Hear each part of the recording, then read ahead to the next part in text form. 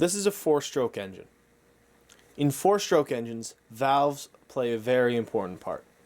The intake valve needs to be open during the intake stroke, the exhaust valve needs to be open during the exhaust stroke, and both valves need to be closed during the compression and the power stroke. If they're open or closed at the wrong time, then the engine won't function. The timing for the valves comes from the camshaft, which is attached to the crankshaft.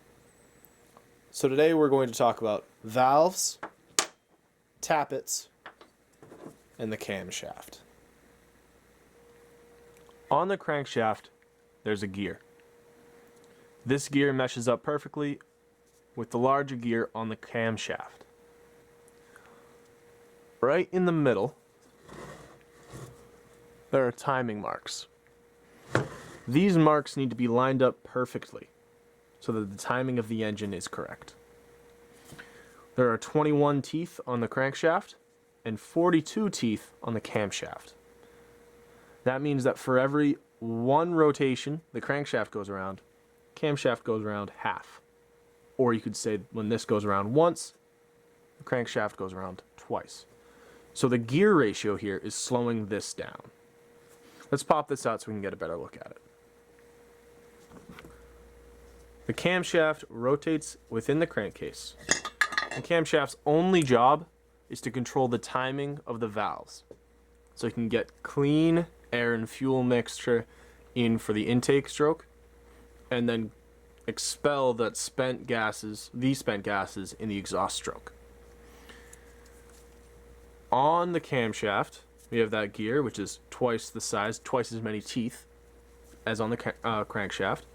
And also, we have cam lobes. These cam lobes are used to push the tappets. Now, what are the tappets?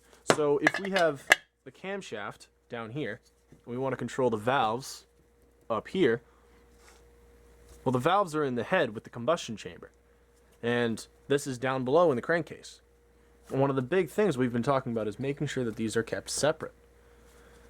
Well, if I just have rotation here, how do I get that linear motion back up through all this? Well, there's something called a tappet. This tappet rides inside here.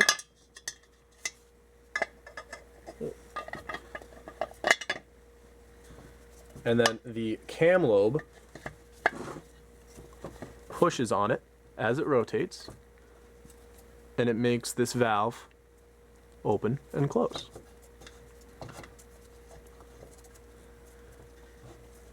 So that's the job of the tappet. The tappet rides inside, and it takes the pressure from the cam lobe and pushes up on the valve. So this is a better view of the camshaft. See, that's that cam lobe. This one's not attached to a tappet. There would be a tappet right back here, but I only have one valve in. So this tappet rests on this cam lobe. So as this turns, that pushes up, which in turn opens the valve. So you can see that cam lobe rotating around and around to push on the tappet. And the same would be happening in the back here if I had another valve and tappet in. But that's how that works for the tappet. So the tappets ride on the cam lobe like that, and then the valve sits on top.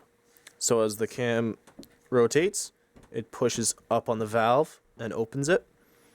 But when it goes down, see, it can't pull that valve back down. So to push that down, we have valve springs. This one's disassembled. This is the valve spring setup right here. This is one of the most complicated parts for disassembly and reassembly. We use this tool right here. That fits in there, it grabs hold of them, you tighten down on the spring, and then you can wiggle it out. The problem is that they're springs, and you're taking them out under compression. So if it slips, the spring could fly off somewhere, this little part could fly off somewhere, and then it's either lost in the floor and that's gone, or even worse, the spring could fly and hit you in the face. So this is one of the more complicated parts. We need the valve to have a clean, tight fit with the seat. So let's take a look at that up top.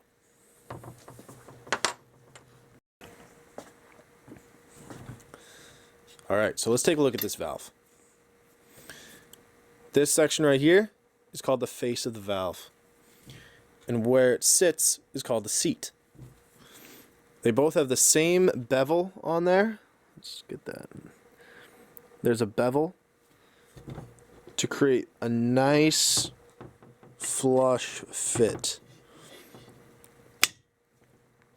We want this to sit right up against that seat, the face against the seat, because if it's not tight, if it's not flush, then we're going to lose compression. We're going to lose power as some of those exploded gases move in through the valve when they shouldn't, and the engine just won't run properly. So I've got my finger in where the valve spring usually is, just to show you and exaggerate what happens. So the camshaft rotates, the cam lobes push up on the tappet, which push up on the valve, and then the spring, once the cam lobe has rotated past, push that right back down, and then it keeps it tight. So remember, this is the valve. The valve stem has the spring on it, the valve spring, and then the valve spring, well, the valve stem underneath the valve spring touches the tappet, and that tappet gets rotated by the cam lobes on the camshaft, and the camshaft is directly attached to the crankshaft. Without these parts, the timing of the entire engine wouldn't work, which means the intake valve might not be open during the intake stroke. The exhaust valve might not be open during the exhaust stroke. Either one of those valves could be open during the compression or the power stroke, and the entire system, the entire engine, wouldn't run. So these are very, very important parts of an engine.